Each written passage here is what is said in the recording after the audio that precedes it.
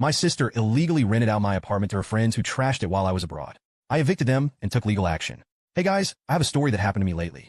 It's one of those moments where you think you're just being a good sibling, doing something nice for family, and then it blows up in your face so badly you start questioning if you've ever made a smart decision in your life. Honestly, I'm still trying to wrap my head around everything, but here's the deal.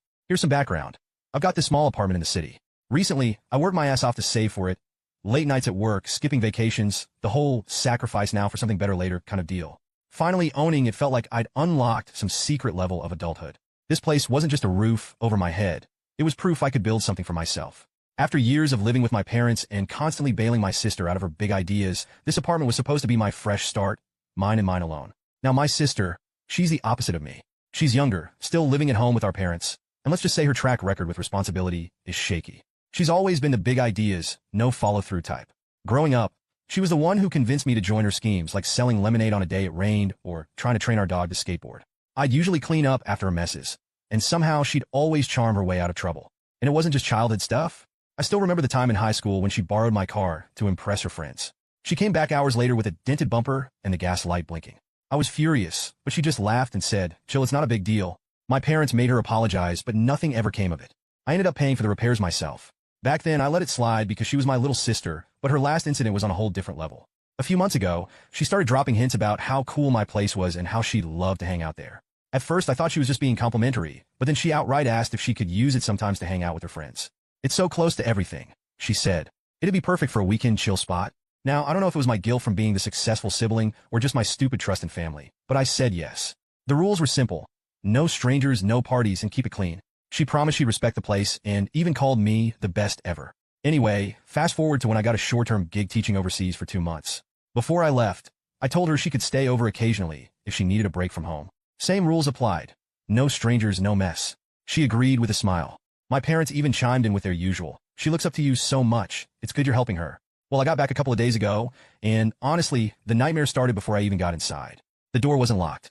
It wasn't even closed properly. It was slightly ajar, just enough to make my stomach drop. My first thought was, did someone break in? My heart was already racing as I pushed it open, and I can't even describe the smell. You know that rank combination of stale cigarettes, greasy old pizza, and just pure filth? That's what smacked me in the face.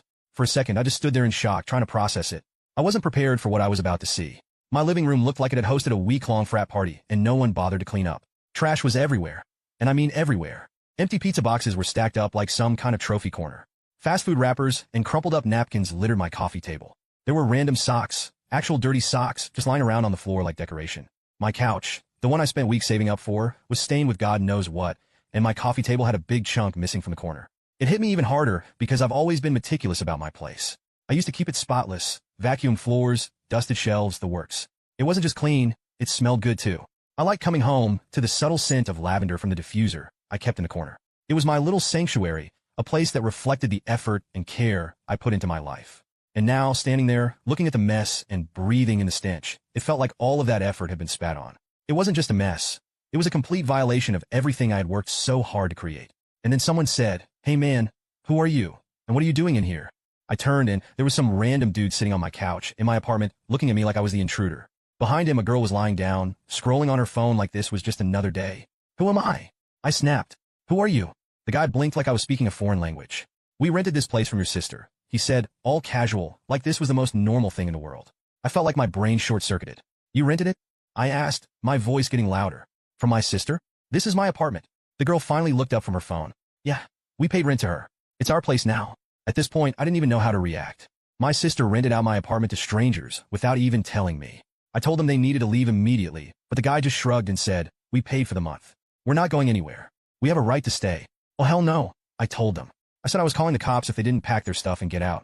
The girl rolled her eyes but started gathering her things. The guy muttered something about scammy landlords as they left, which almost made me lose it. Once they were gone, I finally had a moment to take it all in. My home, my safe space, was completely trashed, and the fact that my own sister was behind it, it felt like a betrayal I couldn't even wrap my head around. I started doing a quick inventory. My TV had a crack in the corner, a lamp was missing its shade, and random knickknacks I'd collected over the years were either gone or broken. The kitchen wasn't any better. There were dirty dishes piled up in the sink, and my fridge was practically empty except for a couple of expired condiments. I called my parents, and my dad came over right away. He's not the type to get angry easily, but when he saw the state of the apartment, he was livid. "How could your sister do this?" he kept saying, pacing around the living room. My mom showed up too, and she just looked horrified. This isn't like her, she said. But I wasn't so sure. When I finally called my sister, she answered like nothing was wrong. Oh hey, you're back. How was the trip? I didn't even let her finish. What did you do to my apartment? I demanded. She paused for maybe half a second before saying, oh, don't freak out. I was going to clean up before you got back. What do you mean, clean up? Strangers were living here. My stuff is ruined. Relax, she said in that breezy tone she always uses when she's trying to downplay something. It's not a big deal. They paid me to stay there. It's not like they were here for free. I couldn't process the audacity. She didn't just let her friends crash at my place. She rented it out. She made money off my apartment without even asking me. I told her to come over that night to explain herself. In the meantime, I started taking pictures of everything. The mess, the damage, the missing items. I didn't know what I was going to do yet, but I knew one thing. This wasn't going to be brushed off as a small mistake. She showed up that night. Not with an apology, not with any hint of regret, but with this ridiculous oops, my bad vibe. Like she was a kid who forgot to put the milk back in the fridge. She walked in, glanced around, and wrinkled her nose like the mess offended her. Wow, she said, tossing her bag onto my already trashed coffee table. They really didn't clean up? Huh. I stared at her, waiting for some kind of acknowledgement that she'd royally screwed me over. When none came, I said, this is your mess. How dare you rent my apartment out without even asking me? What were you thinking? She shrugged. It wasn't a big deal, she said, sitting down on the very couch that now smelled like it had been marinated in grease and despair. I mean, they were just crashing here for a bit, and I needed the extra money. What are you talking about? I paused, trying to collect myself.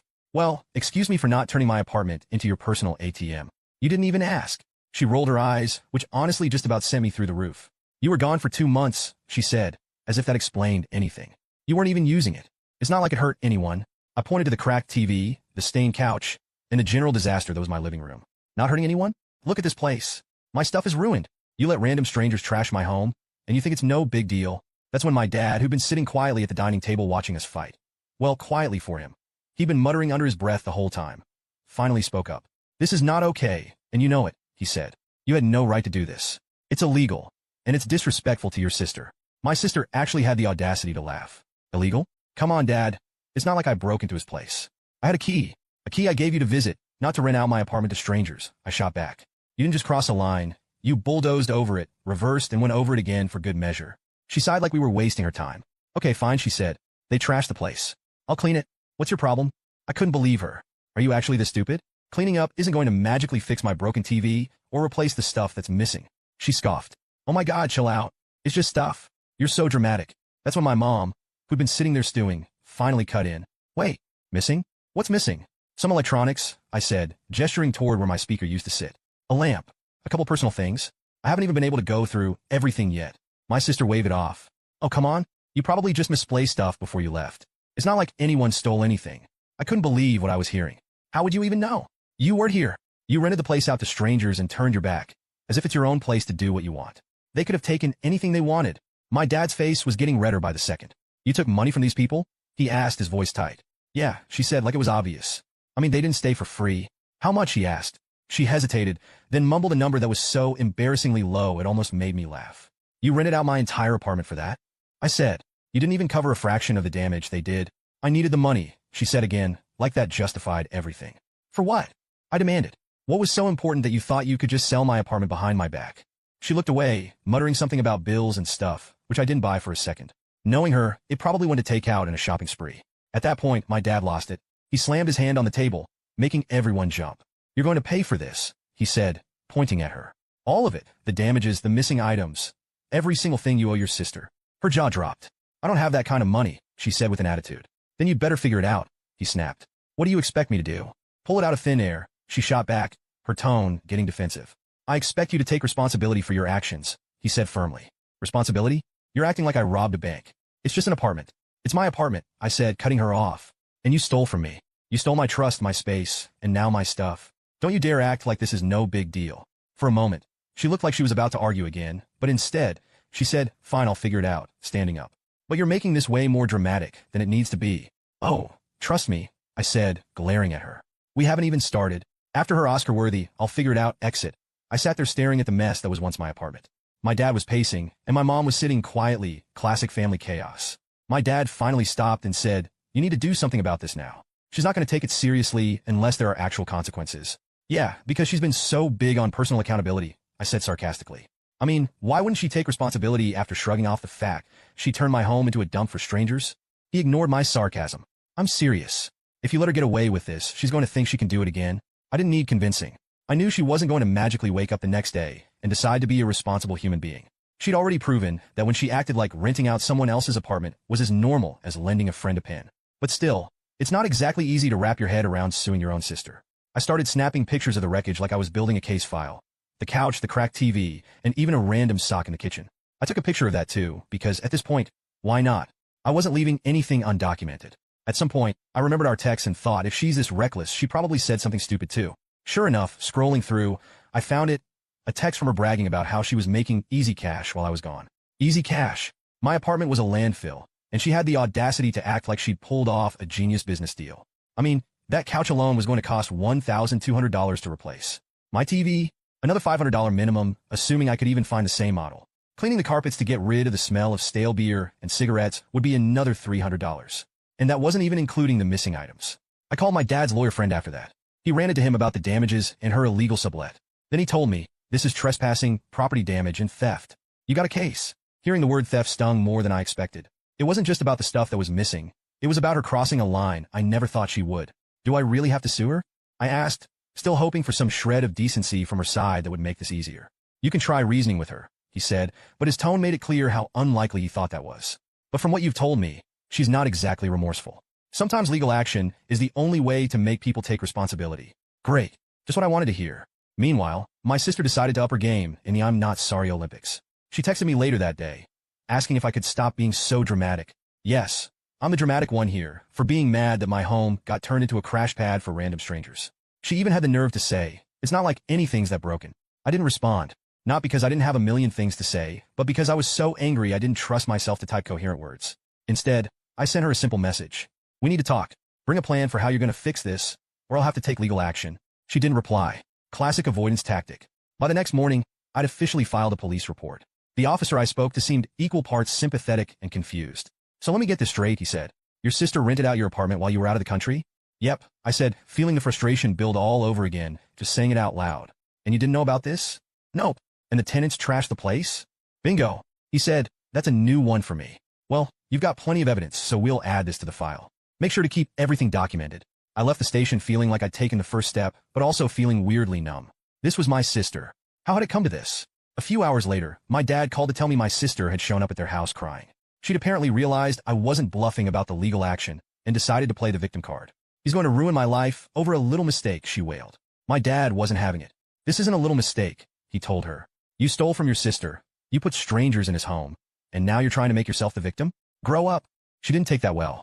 According to my dad, she stormed out, yelling about how I was unfair and heartless. Because obviously, wanting your property and boundaries respected is so unreasonable. I spent the rest of the day getting estimates for the damages. The couch alone was going to cost a fortune to replace, and the TV wasn't far behind. Not to mention the cleaning service I need to hire to get rid of the smell of bad decisions that still lingered in the air. By the evening, I was mentally and emotionally drained. My sister still hadn't reached out with any kind of solution, and it was becoming clearer by the minute that I was going to have to take this all the way. I didn't want to, but what choice did I have? She wasn't taking responsibility, and I wasn't going to let her walk away from this like nothing happened. So there I was filling out small claims paperwork.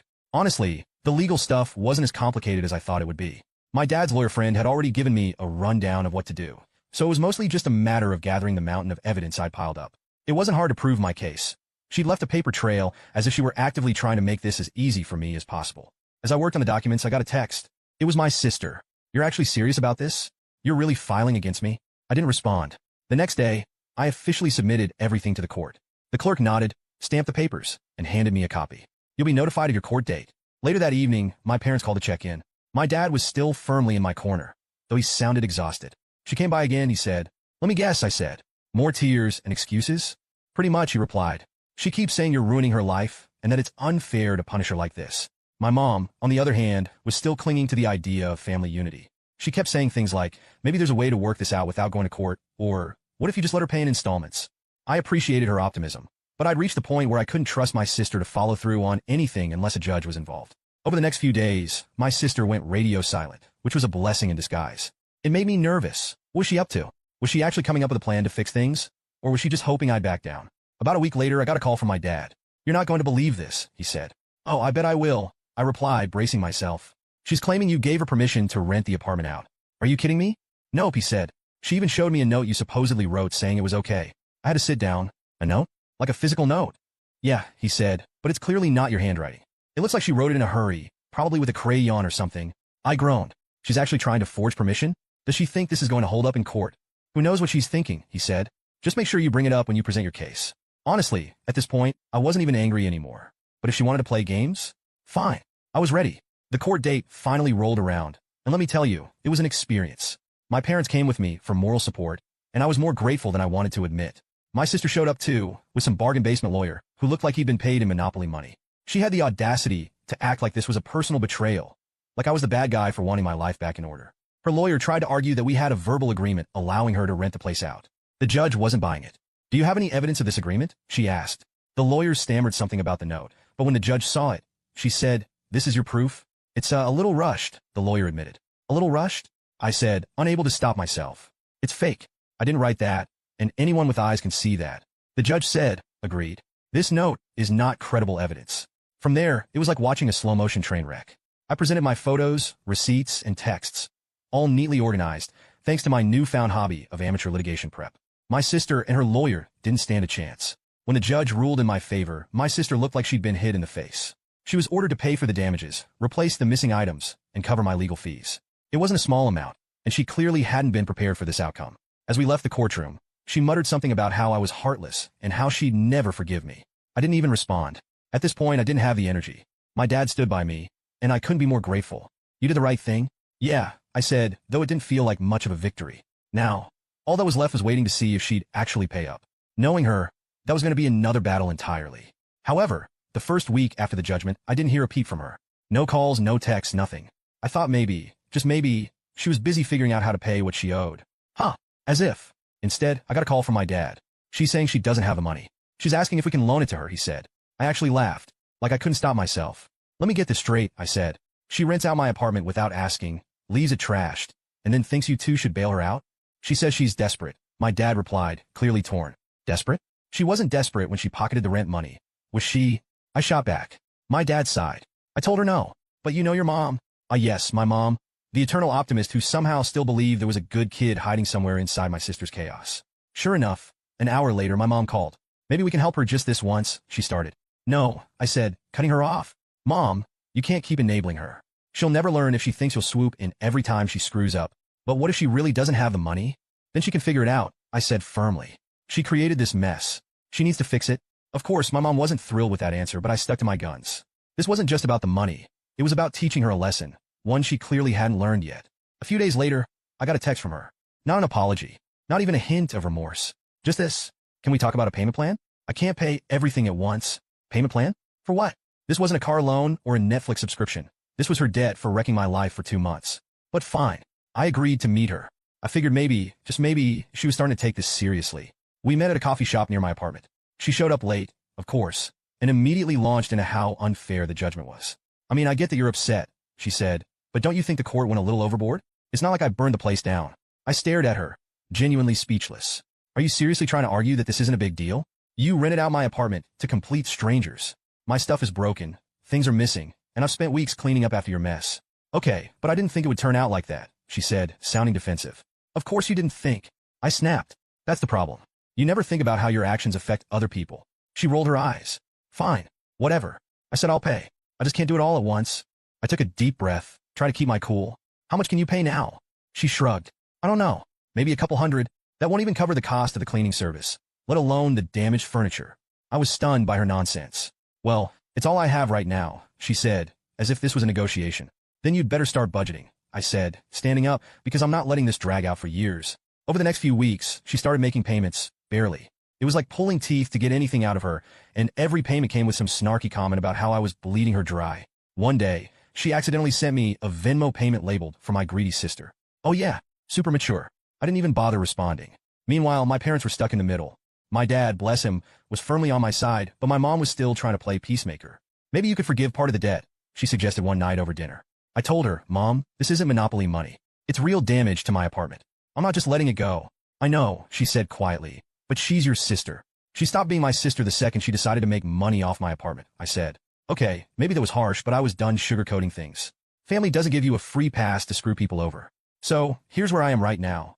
I'm waiting to see if she takes accountability or digs herself a deeper hole. Either way, I'll keep you updated because this is far from over. Final update. Hey everyone, here's the update you've been waiting for. Remember that disaster with my sister in my apartment? Well, after months of back and forth, dodged responsibilities, and her usual passive-aggressive antics, we finally reached some kind of ending. Sort of. She ended up short by a couple $100, but at that point, I honestly didn't care. I just wanted it all to be over. The last payment came through with a Venmo caption that read, "There, you happy now?" Which was so on brand for her that I almost laughed. Almost. Instead, I just marked the debt as settled and went back to focusing on getting my life back to normal. Now, here's the thing about normal. You don't just snap your fingers and go back to the way things were, especially when someone has stomped all over your trust like it's a doormat. My apartment might have been fixed, but the cracks in our relationship were another story entirely. My mom kept pushing for some kind of reconciliation, saying things like, "She's your sister and family is forever." Yeah, well, so is the trauma of walking into your home and finding strangers living there. I'd reply, which she didn't find as funny as I did. A week after her final payment, my sister sent a message. "So, are you going to unblock me now, or what?" Unblock her? As if this was some minor argument about who ate the last slice of pizza and not a months-long ordeal involving lawsuits in a wrecked apartment. I figured if she couldn't be bothered to say, "I'm sorry," after everything, then she didn't deserve a reply. But of course, she didn't take the hint. A few days later, she showed up at my apartment, which was a bold move, considering she'd lost all key privileges the moment I had to call the cops on her tenants. "What do you want?" I asked, standing in the doorway like a bouncer at a club she wasn't cool enough to get into. She rolled her eyes. "I just want to talk. Can I come in?" "Not a chance," I said. "Say what you need to say from out here." She crossed her arms and let out this dramatic sigh, like I was being the unreasonable one. "Look, I know I screwed up, okay? But do you really have to keep holding it over my head? It's not like I murdered anyone." "Oh, great, the classic. It could have been worse defense." I leaned against the doorframe and said, "You didn't murder anyone, but you did steal my trust, trash my apartment, and force me to go to court to get my money back. So, yeah, I think I'm allowed to be a little annoyed." She looked embarrassed, which was honestly more satisfying than it should have been. "I already paid you back," she said, her tone defensive. "And that makes it all better?" I asked, "Do you even realize how much stress you put me through? How much time and energy I wasted cleaning up your mess?" She just said, "So, what? You're never going to forgive me?" "I don't know," I said honestly. "Forgiveness isn't a switch you can flip. It takes time, and right now, I'm not there yet." She didn't like that answer, but instead of arguing, she just muttered, "Fine, whatever," and left. After that, I didn't hear from her for a while, which was both a relief and kind of sad. Despite everything, she was still my sister, and part of me wanted to believe she'd eventually get her act together. But I wasn't holding my breath. Meanwhile, my parents kept trying to play referee. My mom suggested we all go to family counseling, which I immediately shot down. "I'm not paying a therapist to listen to her make excuses for an hour," I said. My dad, bless him, just said, "If anyone needs counseling, it's her." Life slowly started to feel normal again. I replaced the last of the damaged furniture, deep cleaned every inch of the apartment, and even redecorated a bit to make the place feel fresh. It was like hitting a reset button, not just on the apartment, but on my own peace of mind. For now, I'm just focusing on moving forward. The apartment is back to being my sanctuary. My parents have finally stopped bugging me about making amends, and my sister is keeping her distance. Maybe someday, we'll figure things out. Or maybe we won't. Either way, I've learned my lesson. Boundaries aren't just a suggestion. They're a necessity. And as for my sister, well, I hope she's learned something too. But if she hasn't, that's not my problem anymore. Thank you guys for reading.